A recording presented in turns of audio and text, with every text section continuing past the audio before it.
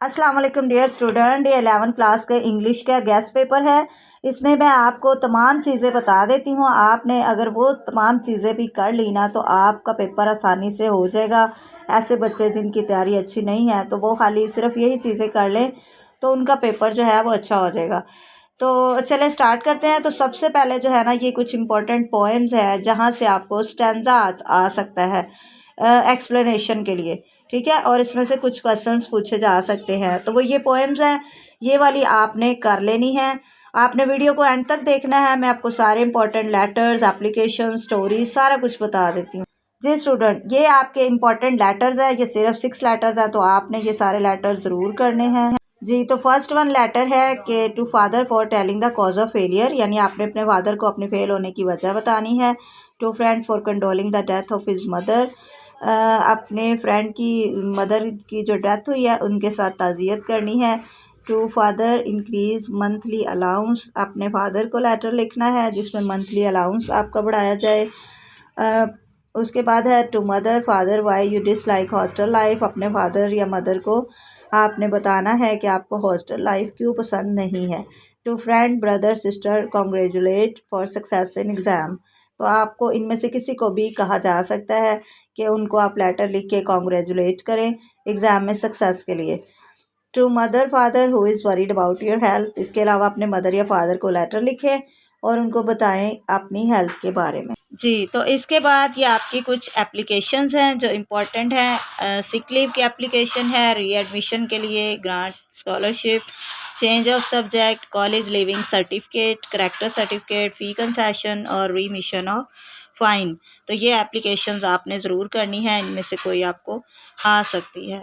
उसके बाद ये कुछ इंपॉर्टेंट स्टोरीज हैं। Slave and lion, kindness never goes unrewarded, do good have good, ये एक ही स्टोरी के 3 मोरल्स हो सकते हैं।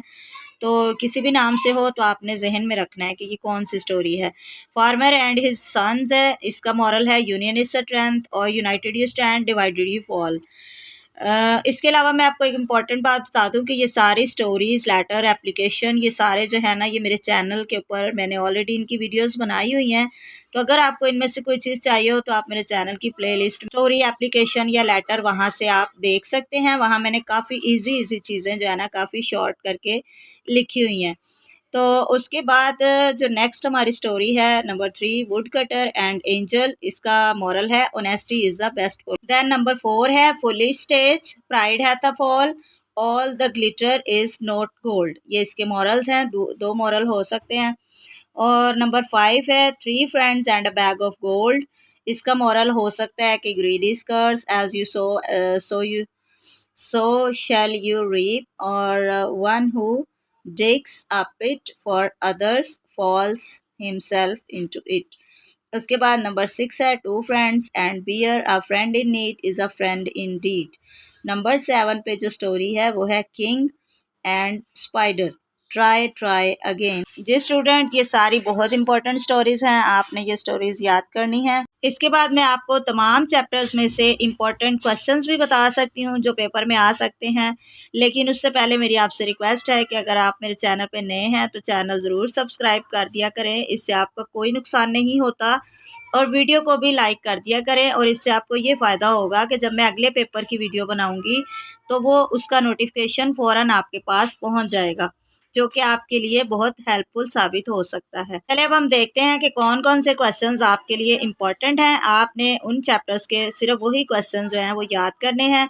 तो बुक 1 में से आपने चैप्टर नंबर 1 से करना है क्वेश्चन नंबर 1, 2, 3, 5 और 7। चैप्टर 2 में से क्वेश्चन नंबर 1, 2, 3, 6, 7, 8, 9 करना है। चैप्टर 3 में से क्वेश्चन नंबर 1, 3, 4, 7, 8 करना है। चैप्टर नंबर 4 इसका करना है आपने क्वेश्चन नंबर 2, 3, 5, 6, 7, 8, 9 और 10।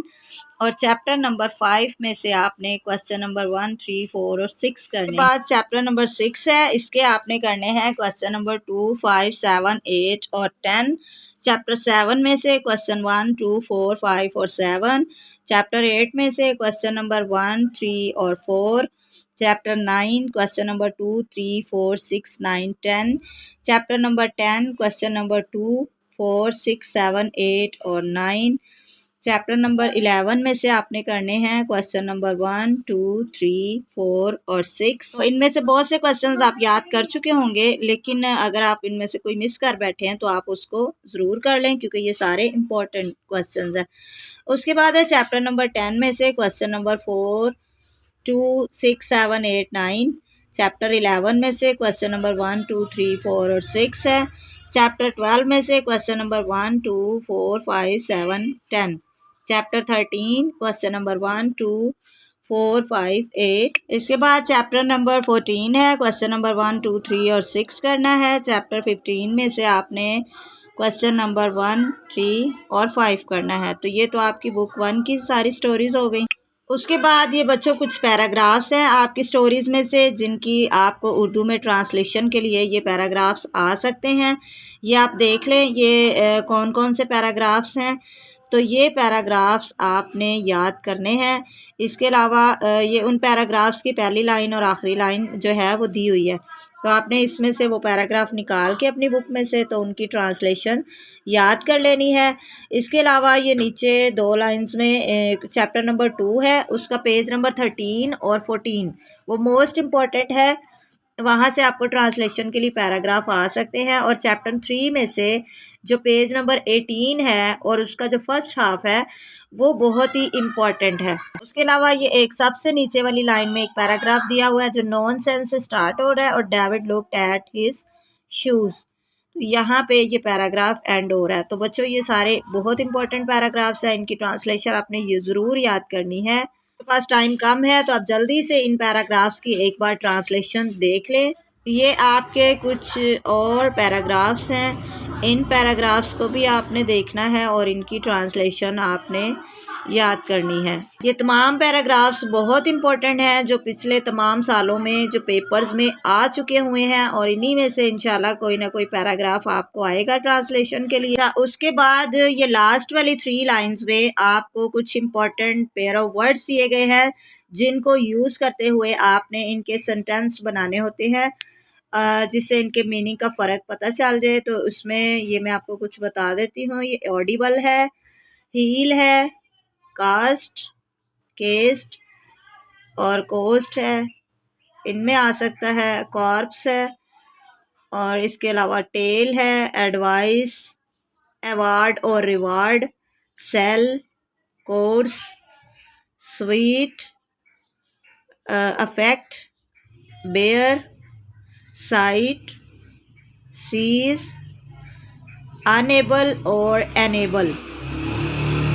एल्डर है, बॉल है या बेल है, स्टेयर है, रेन और साथ में रीजन।